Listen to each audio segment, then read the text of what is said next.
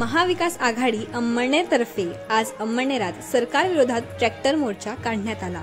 या मोर्चाने अंमळनेर शहर दणाणून सोडले। सध्या अंमळनेर तालुक्यात भीषण दुष्काळी परिस्थिती असून शेतमालाचे पडलेले भाव, दिवसेंदिवस महाग होत चाललेली खते व बी बियाणे, त्यात अवकाळी पाऊस व गारपीट यामुळे शेतकरी हैराण झाल्याचे विदारक चित्र तालुकाभरात आहे। तरी देखील सरकारला जाग येत नसल्यामुळे सरकारला भानावर आणण्यासाठी अंमळनेर तालुका महाविकास आघाडीतर्फे शेतकरी मोर्चाचे आयोजन करण्यात आले। या मोर्चात प्रमुख मागण्या मागण्यात आल्या। सतत 42 दिवस पावसाचा खंड पडूनही अंमळनेर तालुक्यात दुष्काळ जाहीर झाला नसून अंमळनेर तालुक्यास दुष्काळी जाहीर करून 2023च्या खरीप हंगामासाठी दुष्काळी अनुदान मिळावे। फेब्रुवारी 2024 मध्ये गारपीट, अवकाळी पाऊस व वादळ यामुळे झालेल्या नुकसानीची हेक्टरी 50,000 अनुदान तात्काळ देण्यात यावे। 2021 मध्ये झालेल्या अतिवृष्टी, अवकाळी पाऊस व गुलाबी वादळाचे अनुदान त्वरित वितरित करण्यात यावे। सर्व प्रकारच्या शेतमालास MSP जाहीर करण्यात यावा। महात्मा फुले शेतकरी सन्मान योजनेचे 50,000 प्रोत्साहन पर अनुदान पात्र शेतकऱ्यांना देण्यात यावे। PM किसान योजनेच्या पात्र लाभार्थ्यांची निवड लवकरात लवकर करण्यात यावी। 2019च्या अतिवृष्टीचे अनुदान शेतकऱ्यांच्या खात्यावर तात्काळ जमा करून विलंब करणाऱ्या अधिकाऱ्यांवर कार्यवाही करण्यात यावी। खतं, बियाणे व शेतीचे अवजारे यांच्या किमती 50% कमी करण्यात याव्यात। गोपीनाथ मुंडे शेतकरी अपघात विमा योजनेत शेतमजुरांचा समावेश करण्यात यावा।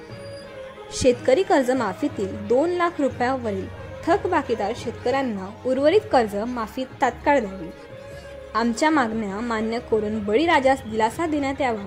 वरील मागण्या लवकरात लवकर मान्य न झाल्यास यापेक्षाही मोठे आंदोलन छेडण्यात येईल असाही इशारा यावेळी देण्यात आला।